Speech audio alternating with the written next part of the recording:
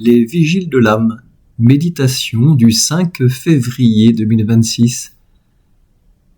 Marc au chapitre 6, versets 7 à 13.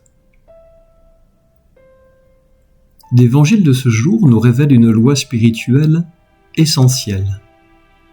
La mission ne commence pas par ce que l'homme fait, mais par l'appel de Dieu.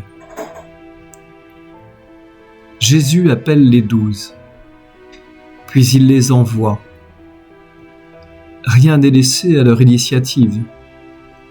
Ce qu'ils vont accomplir ne repose ni sur leur force, ni sur leurs compétences, ni sur leur assurance intérieure. L'appel précède tout. Et parce que l'appel vient de Dieu, tout devient possible. Non pas pour leur gloire, mais pour la sienne et pour le salut des autres. Jésus leur donne autorité sur les esprits impurs. Cette autorité n'est pas un pouvoir personnel,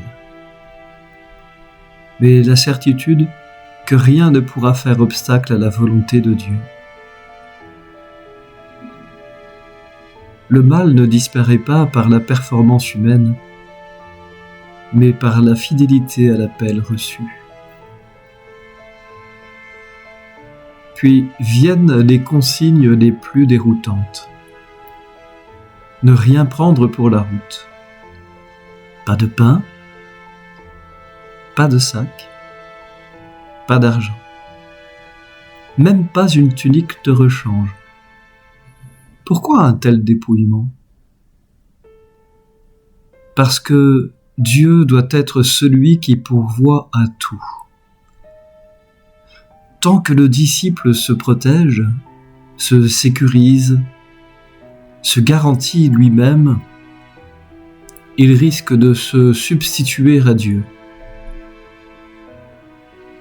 L'abandon n'est pas un risque inconsidéré, il est la condition même de la fécondité. La mission n'est pas une conquête, elle se reçoit dans l'hospitalité ou elle s'interrompt dans le refus. Là où l'on accueille, les disciples peuvent demeurer.